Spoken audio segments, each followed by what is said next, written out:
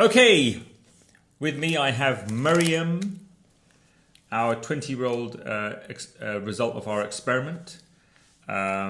She's my daughter, and she's going to hopefully give us what are you going to do? You're going to give us you're going to give your story, your version of the homeschool journey that you went through. Okay. We get it from the horse's mouth, as they say. So, Maryam, go for it. Over to you. Okay. So, wait, let me just think where to start. 2013, when you were 9 Yeah. years old. So, at that point, so I grew up in Malaysia. Actually, you were 8 when the idea first came about, and you turned 9 by the time you started, yeah? No one cares. Okay, fine, carry on. So, so I grew up in Malaysia. And I was going at that time to a local school, like a Malaysian school. And my parents were like, they were not homeschooled, so they had never thought about the idea of homeschooling.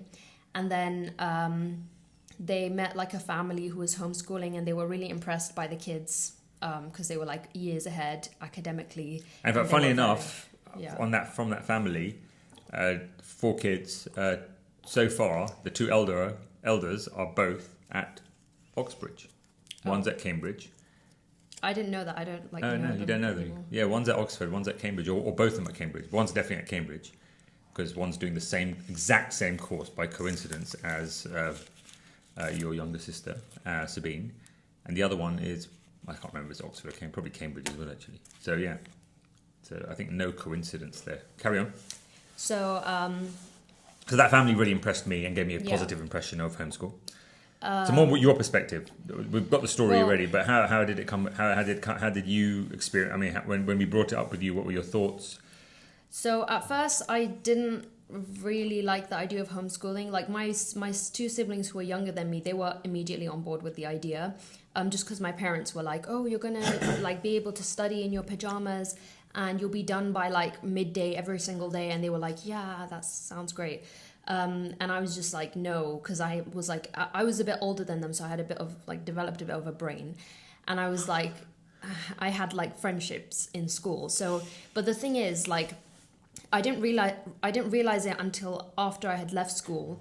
But the friendships were a little bit surface level. Like, I didn't actually have that much in common with the other kids in my class. It's just that... Like, you were a bit different, of course, being an expat. You were probably one of the only expats in the class. But anyway, because it was a local school, right? Yeah. But still, like, we still got along. Like, we were just kids playing around. And also, you didn't speak the same language for them at the beginning, so you kind of picked it up as you went along. But anyway, you were different. They mostly spoke English, okay, even right, with each other, okay. to be fair. Okay, So, yeah. all right. But their English was different. I mean, with an accent, yeah. Okay. So see, now you made me lose my train of thought. Okay. Yeah, so there were 12 of us in the class, and 6 of us were girls. So the 6 girls, we were all like sitting close together. We just like, you know. Okay, go. This is we don't need to ask. Okay, come on. Okay. So yeah, so we're going to be here like all night at this rate. Yeah, okay. So so I basically was like, oh, I have my friends in school. I'm not really sure about this.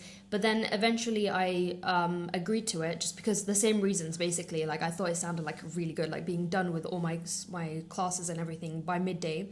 So so I agreed to at least try it out. And yeah, like I said, like I didn't end up like having, like, I'm not in touch with any of my school friends anymore.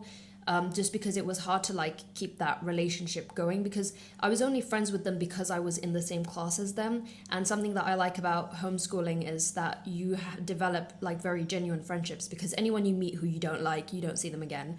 And anyone who you do like, you have to actually go through the effort of meeting them again and again. Yeah, it's kind of like adult relationships. Like, it's like as adults you have your own life, and then you meet your friends during your life. I don't know, like, you know, throughout the week you'll try to meet or call or whatever to keep in touch with as many people as you can. Homeschooling is kind of the same thing. You have your own studies that you're doing, and then you have friends, and so if you guys don't have things in common, you're not going to keep that friendship going.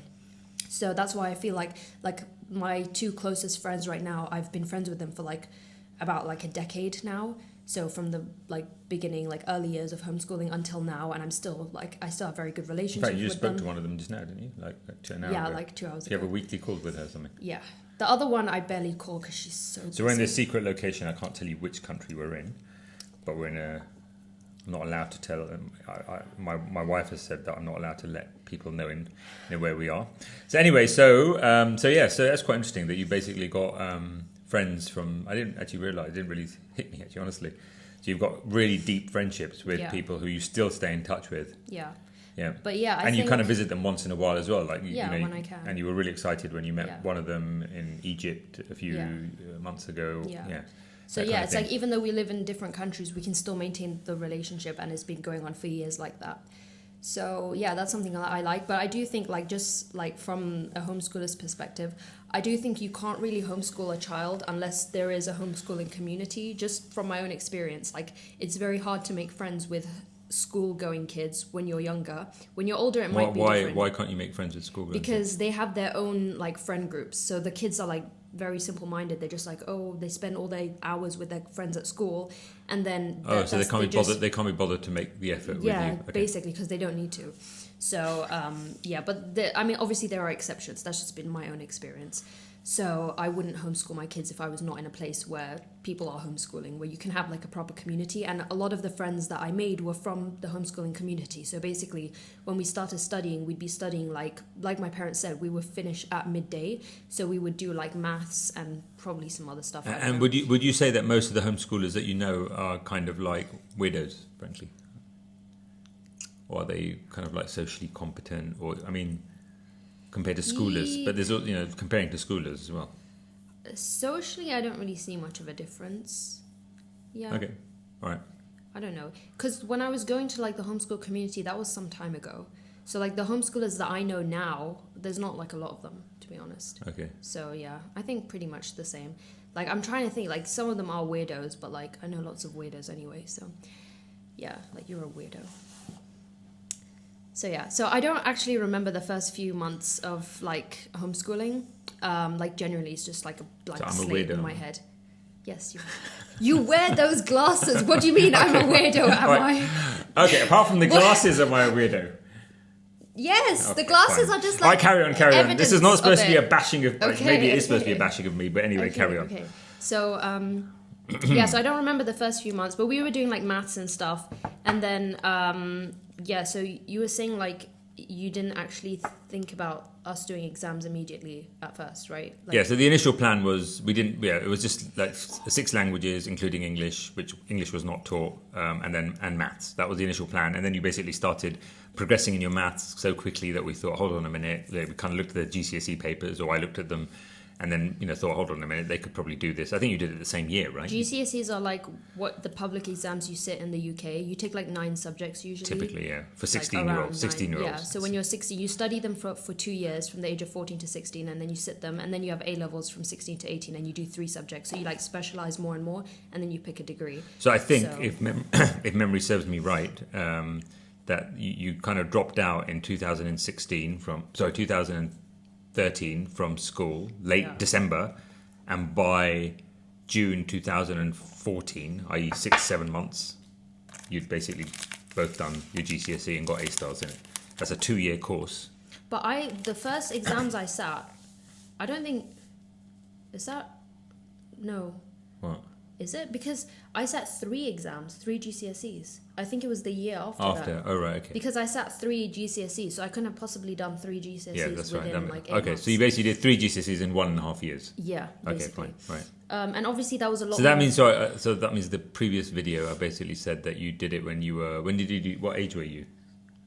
10. Oh right, I've got it wrong. No, 11.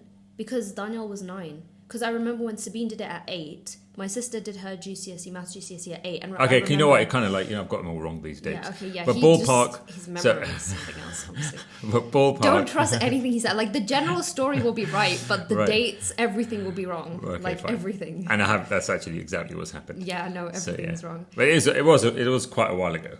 You got to give me credit there. Okay, fine.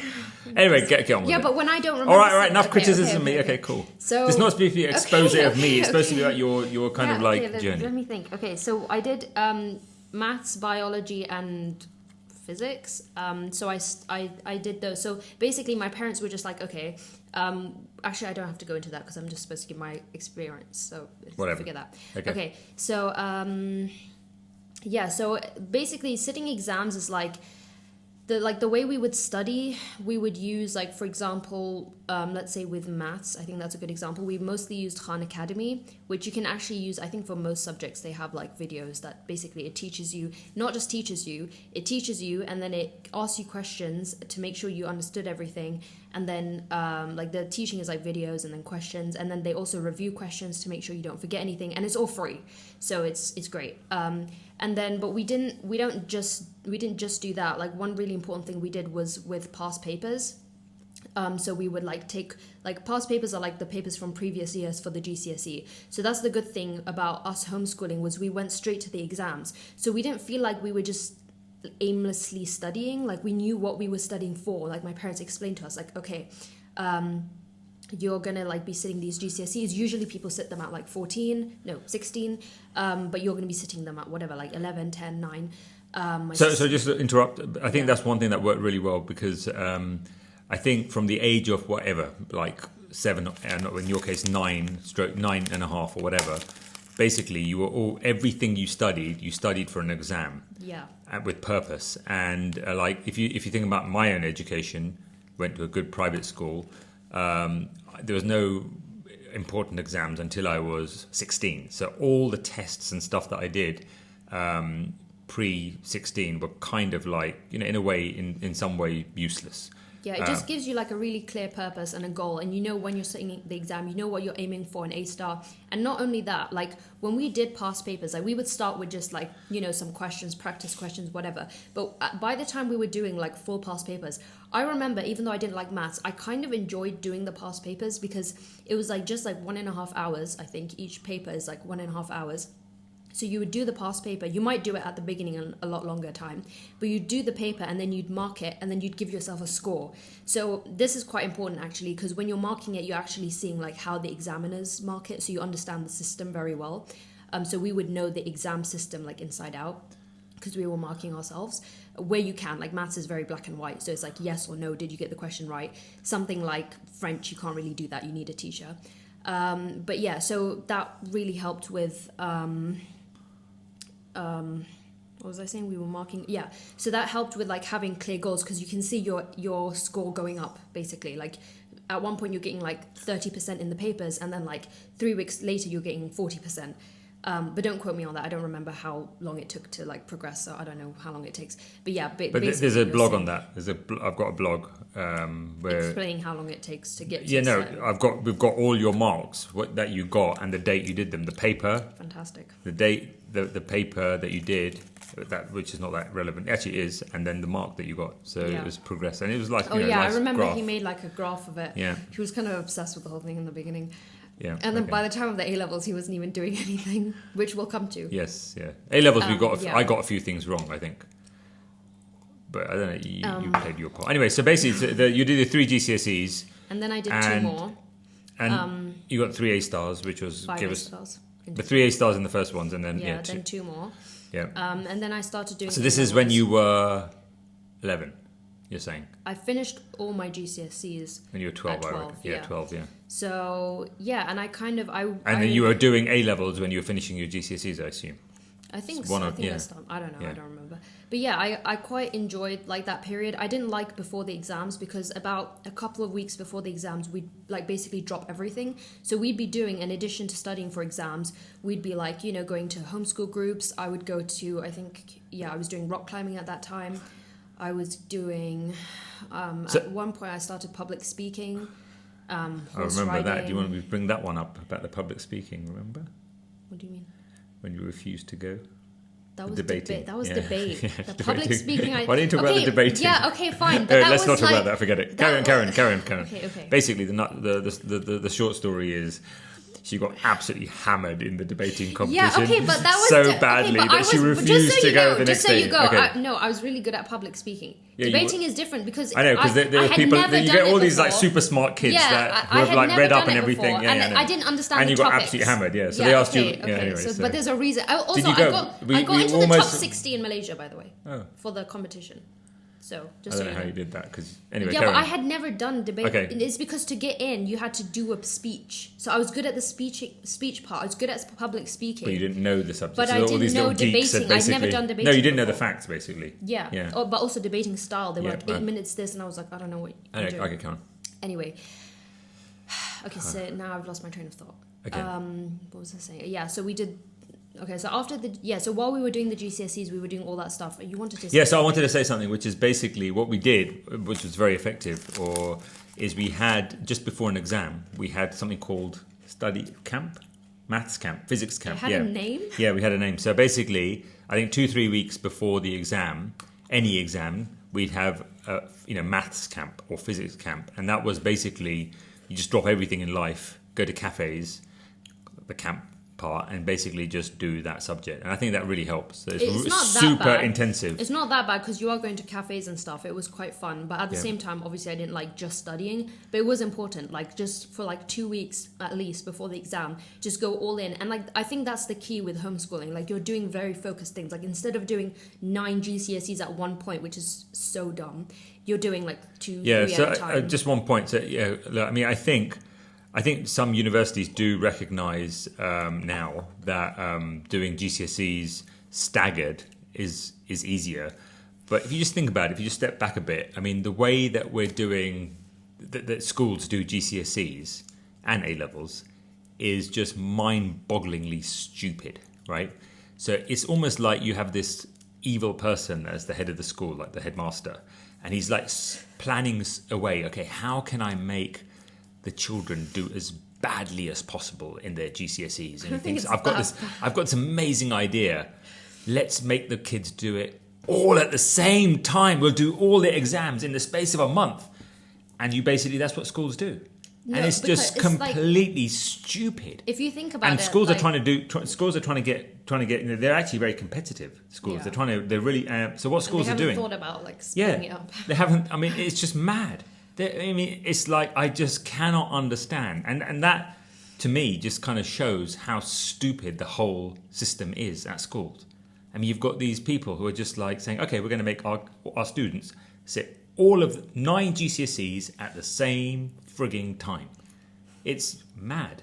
So And anyway, that's what we if you did. split it up, like you're doing 9 GCSEs over 2 years, so each GCSE basically takes 2 months of study. So you don't need like a long time. That's why we were doing all these GCSEs so quickly. Like if you do the maths that way, you can do it at a younger age. Like you might need a bit more time to understand concepts, but then it's 2 months when you're 14. So why can't you do it in 4 months? Let's say when you're whatever, like at a younger age. So that it ends I up think you're working. way more likely to do well if you do, let's say, you actually did the physics GCSE in 5 months. Yeah. Plus, I think you're doing maths at the same time or something like that. But they did it in 5 months. I think you're way more likely to do well in one subject in 5 months than to do 2 subjects in 10 months. Even if you do the same amount of studying. Yeah. Like the focus really, really helps. Like Yeah. I remember at one point, like we were doing, I think it was maths A level, and everywhere I looked, I would see angles because I was doing so much maths, even though it wasn't that much. You It got was a just B though. yeah. Okay. Anyway, so no, but also. Okay, yeah, whatever. But yeah, still, I was Wasn't that doing, effective? I was doing so much. Anyway, you're going to go. maths. What went wrong with A levels? So Okay, A levels okay. was a big jump. So basically, got Yeah. Maryam and Maryam's got 5 A stars. Sabine's got 3 A. Sorry, Maryam's got 5 A stars. Danielle's got 3 A stars. They now have started doing the A levels. The A levels, and basically we're thinking, oh my gosh, these exams are so easy, and so they're going to probably get 3 A stars. The condition actually was that look, you can do whatever you want as long as you've got 3 A stars in your A level. Also, that was a big motivation for us, was like, once you're done, like we understood the system. We know after A levels is university. So my parents were like, you're going to be done with your A levels by like 13 or something. After that, you can do whatever you want for 5 years.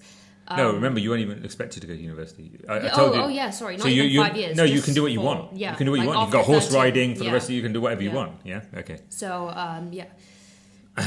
Yeah, so with A levels, Maybe just go. Just get to the point. What subjects did you do? What went wrong? so A levels I did maths, biology, and physics. And you got 2 A's and a B. B in yeah, but B I don't in really maths. remember. Like I just remember studying for it, but we Okay. did badly because we just expected. Well, not like, badly. You got the 2 A's and a GC. B at the age of Yeah, actually, it's 13. pretty good. But still, we were like expecting to get A stars, and I think it's just because we were like taking charge of it more. Yeah, I was in charge of maths and physics, And I didn't do anything. So basically, whenever they'd come up to me with a question, I'd just say, figure it out yourself. And for the most part, they would. I think the disconnect was they were marking their own papers. And I don't know why, and still don't know, quite figured out. But basically, they're saying, "Yep, we're getting A star, A star, A star." I'm sure we were marking them honestly. Yes, I don't know what went wrong. So basically, I don't know. I wouldn't fake my mark. Yeah, I know. So And I can anyway, read so the they mark were just scheme. being generous to themselves, No, giving I don't themselves think A so, stars. 'cause the mark schemes are really specific. I don't know. But, like, No, you weren't A star material because maybe we weren't getting A stars at the time of the Yeah, exam. no, you said you were getting A stars. So anyway, Yeah, so that went wrong. But we decided, look, you've done the A levels now, 2 A's and a B. And we thought, what is the point of redoing the whole thing again? It was actually the A levels towards the end was quite a stressful period. I don't know if you remember, but biology was quite tough. Isabel, my wife, basically, their mother, basically got quite involved. I mean, she actually learned. I think she would have done better than you. So she didn't do biology. She hadn't studied biology at that level. Hadn't done the A level. You know, she's brought up in the French system, but she basically learned biology. Because I did it with her. So the way I would study biology is I would basically, my mom and I would read the book together. So we just read through chapter 1. So that is one way you can do it, where it's more involved. Some of the other subjects were less involved. So for example, with maths, for example, you can use Khan Academy. Have I talked about Khan Academy? Yeah, you already have. Yeah. So you can use something like Khan Academy, but it also, you have to look at the age of the child, like how much responsibility they can take on, because we're going to talk about that later when I did my other A levels, which I did myself, and I was more successful in those because I was older. But yeah, for biology, because it's not really something. For example, the past papers, you can't mark them yourself or not as well generally. So my mum got more involved with that, and she would actually be teaching me from the book. So you got essays as well to do, right?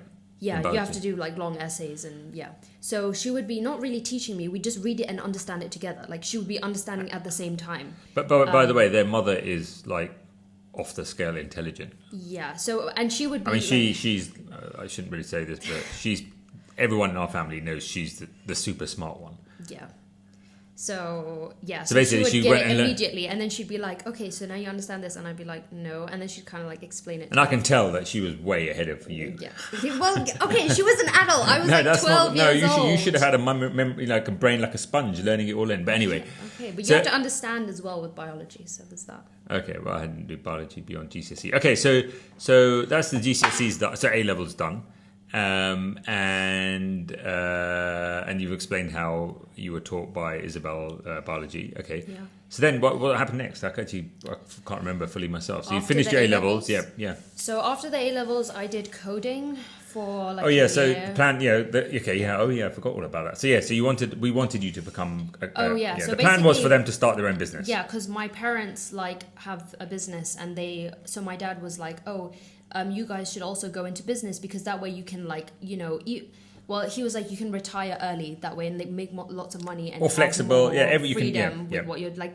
Obviously, just because we start a business doesn't mean it would be successful, but we had a lot of advantages. Had the young age, so we could try a few times, and if we had a few businesses fail, we could just try again. And then he was willing to help us out and invest in a company and give us guidance and stuff like that. So you actually started. They actually started. I think we spent a few weeks or whatever them trying to start a business and go and start something. But it was just a complete joke. We were on board with you cannot get a 13, 14-year-old to start a business. I mean, that's what.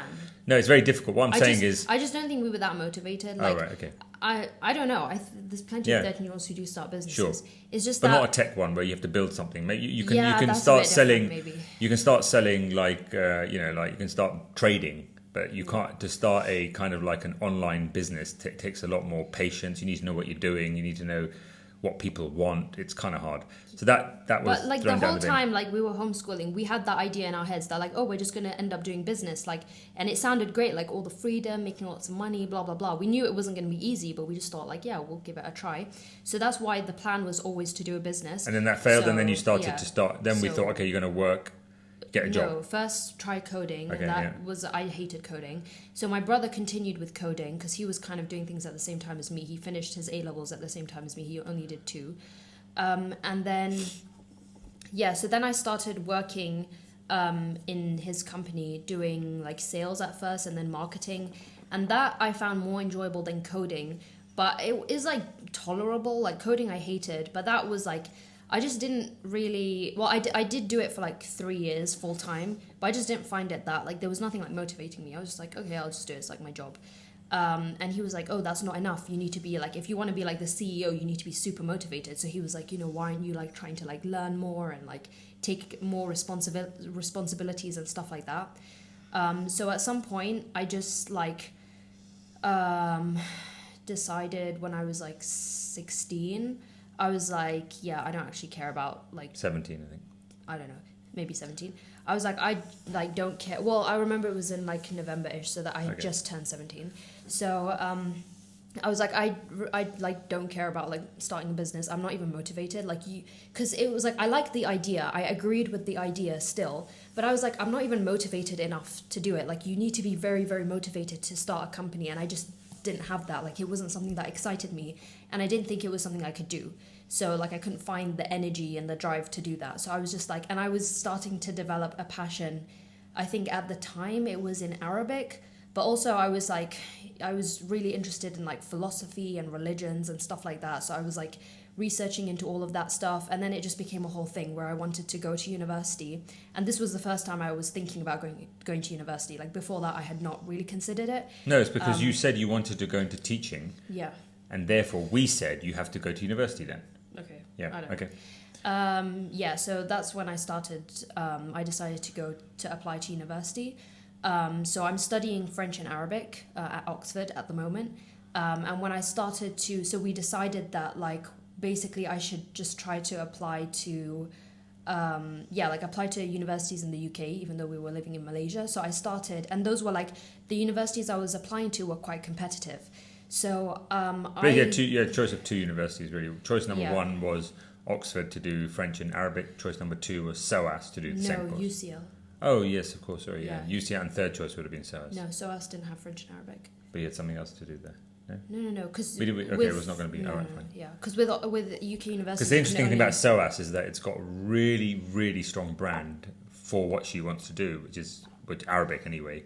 Yeah. But I was put off by the fact its general brand was not strong enough. So it's not quite fair to say it's the LSE of languages.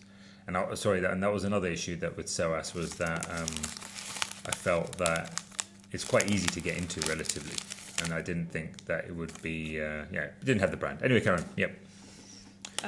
Yeah. So. Okay, so you applied to university. Yeah, so because I was applying to like competitive universities, it wouldn't be enough for me to have done my A-levels at 13. Well, actually, it would have been enough. Like, this is a whole topic where it's like, do your A-levels expire? And it is a very important topic when you're homeschooling, because you can do your A-levels early and then you apply at 18 and they're like, sorry, your A-levels have expired. Yep. From like the research that I've done, and I've obviously done quite a lot of research, they don't expire. There might be some universities that say 5 years, but generally speaking, they don't seem to expire, especially when you're applying to places like Oxford, Cambridge, like those like top universities in the UK. You have someone who's like an academic kind of person looking at your application, and their only goal is like, we want the best people. Like this is, I know it's very different in the US. I don't know how US universities work, but in the UK, the top universities, what they want is they want someone who's genuinely interested in the subject, and they do care about that. They do want you to be genuinely interested in the subject. I know because I've met the tutors and they're absolute nerds.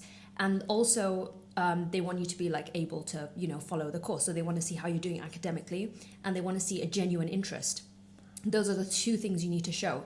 They don't care about like, oh, you did your A-level at this time, like all these technicalities. Like, yes, they have rules that they have to follow, but at the end of the day, it's an actual person reading your thing, making a decision. And if they can break the rules, they might even be able to break them. They might just say like, but I think you're talking maybe exclusively about Oxbridge, by the way. No, because I applied to other universities too. But at Oxbridge for sure, what matters is exactly what you said. But also the other like Russell group. Whatever they're called. Yep. Yeah. I applied to 5 universities. I got into 4 of them. I didn't get into St. Andrews. Yeah, interesting. Yeah. It was a bit weird though, because I've heard of a lot of people not getting into St. Andrews, but them getting into Oxbridge. St. Andrews, I think, is a really weird thing. But I think it's because they're in like, where are they? Like Scotland, and they accept lots of Scottish. Like they prioritise Scottish. I think it was completely nuts. It was. I mean, she wouldn't have gone there anyway, but it was completely nuts. That's because for you're my them. dad, so you think they No, should... no. When you've got someone who's done their A levels at the age of 13, and basically, I think at that time you had an A star in French. Maybe I don't know when you Yeah, applied. by that time I started my French A level. So, I got yeah, an A yeah. star. I did my maths A level. I Got had an A not star. gotten my results Yeah, yet. but you got the A and star. then I was going to do an Arabic A level. So in the end, you got 3 A stars and 2 A's because Yeah. you redid the B. You got 2 A's and a B first time, redid the B, The maths. convert that into an A star, and then Yeah. got 2 A stars. Anyway, got to Oxford, and that's it. So end of story there, I guess. Wait, no. So is it? Okay. The A levels is important because by the time I was doing my A levels the second time around, I was like 17, 18. And basically, I was able to take over the whole thing myself. So I found tutors myself, like for Arabic especially, I needed tutors. For French, my mom is French, so she could help me with like reading some of my stuff. For maths, I just did everything myself. And then for Arabic, I needed tutors marking my stuff because no one in my family speaks Arabic. So I would be like writing essays and sending them to the tutors. So I found the tutors myself. I booked the exams myself.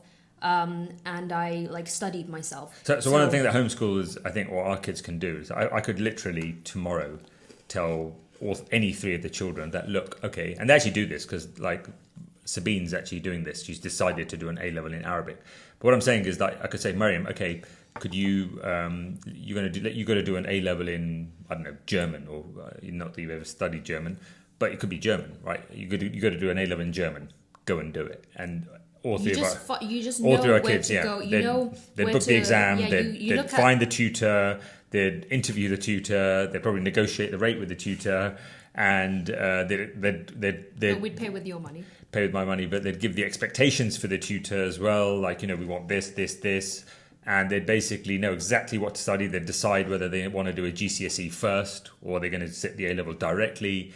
And they'd find what board to go for. Yeah. And basically, I think homeschool, one of the things that it does do, it gives you the ability to learn. I think ultimately, I haven't actually never discussed this with you, but I guess it really helps when you're at university because you already know how, because Yeah, university, it a really large helps. part of it.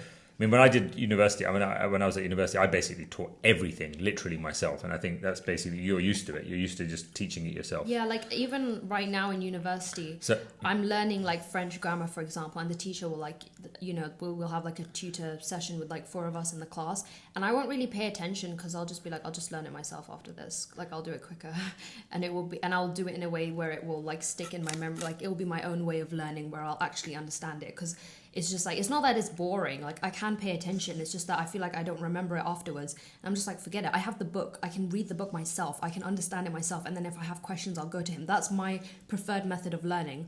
So in a way, actually, it doesn't help at university because even the limited tutoring time, I don't like it. I'm just like, I'll do it myself. I'll do it better. So yeah, I think that's like a skill you learn. Like you know where to look to learn. And I think from around the age of like 13, 14, the kids can basically, I mean, it depends on the maturity of the kid, but they can start taking on a lot of responsibilities themselves when As it long comes as to they're their motivated. education. Yeah. as long as they're motivated. Yeah. All right, cool. So basically, so now I think one of the things about you, and I think about all three of you kids, is that you're kind of really motivated because you're doing things with purpose. And I think this mostly applies to Maryam more than any of the others. Like she has almost fought her way against, or kind of like my plans, and gone and done her thing, and that's why she's so motivated. And just to give you an idea, she loves what she's doing, right? I mean, you really are having the time of your life. I think life is only going to go downhill for you from here. So she's really loving, learning loving learning what she's doing. I mean, By the way, I've just come and visited I her like for teaching after even more than learning, so I think it's going to be uphill from here. But maybe, like, whatever. but hopefully.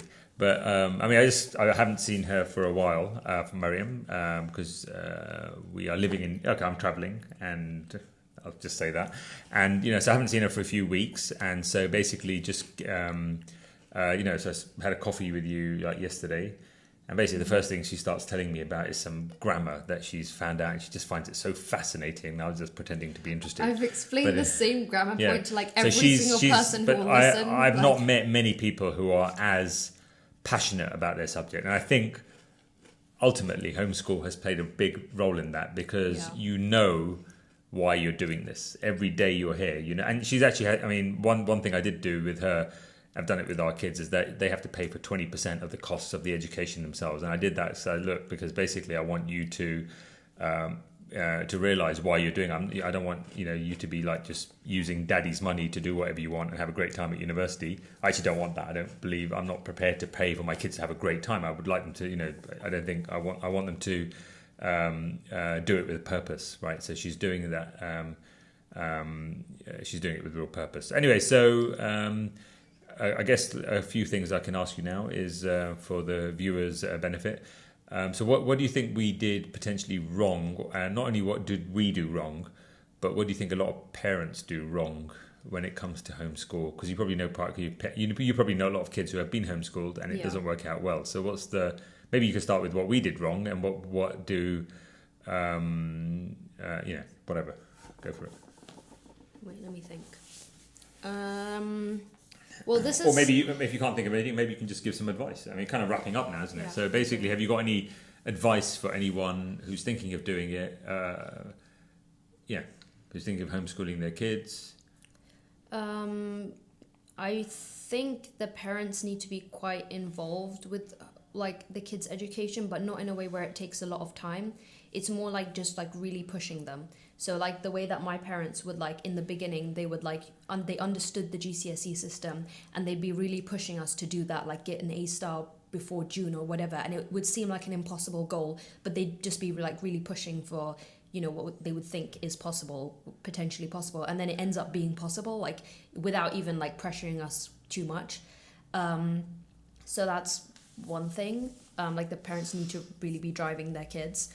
And not. So what's the worst thing that we did? I mean, what's the thing that you'd say? Look, that was really, we should have done better.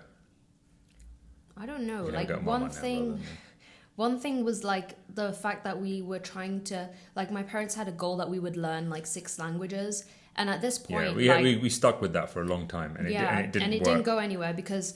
Like, I think the thing with that was not having a goal. Like, we would just be having, like... Because we wanted them to speak these very important languages. Yeah. But the only one you haven't kept is Chinese. No, now I'm not learning any of them except Arabic. Right. Like, so the languages... So we had, like, 6 languages your siblings we were learning. Apart from Chinese, yeah. Yeah. But I just feel like we weren't really progressing very quickly. Like, my parents just thought, like, okay, you're going to do half an hour of language or 1 hour of languages a week. And each language. The way they principally learn their languages was to get someone... Through chatting in that language. Yeah, so on Skype initially. Yeah. But you'd get someone on Skype and just to talk to them. Yeah, but it didn't work. wasn't I don't know why it hasn't worked. Yeah, I just think like we weren't that interested, so like we'd be more. You weren't motivated to learn. Yeah, we always had to force them to do this. That's the point. No, so maybe even for some of them, like I enjoyed the classes. Like the teacher would be really fun. No, but you basically that you've hit the nail on the head. So the way it went wrong is, for example, Chinese. Our kids were telling us for years actually we hate Chinese. We don't want to learn Chinese, and we were like, no, it's Chinese. You have to frigging learn Chinese. And now it's 5 years on, they've learned nothing from it. They got nothing from it. Because like the teacher would tell us a word and it wouldn't register in my mind. Like, but you didn't care. You weren't motivated. I didn't care. So lesson of the day for any parents who are trying to teach their kids is if your kids are saying they don't want to do whatever it is, if your kids don't want to learn it, then just you're going to have a hard time. Yeah, it's just not going to work. Anything in their head. Yeah. Because there would be times when we didn't like studying, but at least we had that general goal of the exams, so it would really like push us to like. Yeah, so like, maybe the languages might have worked better if we had given you an A level or something. We were just saying, look, we were saying basically you got to spend 20 minutes for the rest of your life speaking Chinese to someone, like for the rest of your life. It was an endless goal. I've never thought why. I never realised why we went wrong there. But now, like, I was learning Arabic all of this time. That was one of the 6 languages, and I didn't learn that much. My Arabic was okay-ish, but it wasn't like I could have a very basic conversation with someone. And then I suddenly got interested in Arabic myself, and I learned within 2 months. I was like watching TV shows about this lawyer. Actually, I don't know if it was 2 months, but really quickly, I was watching like literally like adult TV shows in Arabic, and I could follow it because I was just so interested. I would start reading the news in Arabic, even though I couldn't understand. Like I would spend like a day reading one paragraph because I couldn't understand any of the words, but I'd just be so on it, like I'd be absolutely going nuts on it. And I learned so quickly because I actually cared about it at that point. Okay, that's a good point. Okay, so finally, just one last thing is. I think personally that this homeschool stroke working from home, I've obviously wait, there's one more thing. Go for it. I think A levels are a lot of pressure. Like it's different from GCSEs. I think when we were doing GCSEs, like our life was fine. Like I enjoyed homeschooling. When we were doing A levels, it was just a lot harder, and I think you should give more time. Like the A levels, you only have to do 3. So GCSEs, I did 5. That's I think Actually did 6 in the end, didn't you? Because you got oh yeah, the I GCSE. did English just to get into university. I didn't even study for that though. That doesn't count. It does count. You still got it. But anyway, Karen. Yeah. So. So for GCSEs it's kind of a lot more relaxed because most people are doing 9 at once. You can just do like 3 and then 3 and then that's it. Actually, you don't even But A levels need to you do can just do 1 and 1. Yeah, A levels you can do. But it was a lot tougher. Yeah, at the end of the day. You just give it more time. Like, and I remember towards the GCSEs. end, I mean, Maryam was like, not happy for maybe for the last 3-4 months. Especially at that point, I didn't really. It was like a lot of things, like the A levels, but also at that point, I didn't really have a lot of friends. Like one of the friends that I had met was like we just went through a phase of not really meeting. And I think that's like a normal part of life, like, feeling lonely and whatever. I don't think it's a homeschooling thing, but maybe we weren't really going out a lot at that point and doing enough like activities and whatever and meeting friends. So I think that's a really important thing. And also, just like give more time for the A levels because they are a lot harder, especially when you're younger. Like the A levels have a bit of a logic aspect to them. Like I remember reading a question in the physics A level, like the real A level, and I was thinking my brother's not going to be able to answer this just because he was sitting next to me in the exam room, just because he is 2 years younger than me. And I was like, he just doesn't have the mental ability to understand he just because he's younger, he doesn't know about. No, it wasn't the mental ability. His mental ability was fine. It was like a life experience question. I can't remember what it was, but it was like it required you to know something about, like, have some life experience. Any 18-year-old would know this, but not necessarily an 11-year-old. So A levels are quite a jump, and you do need to like take that into account.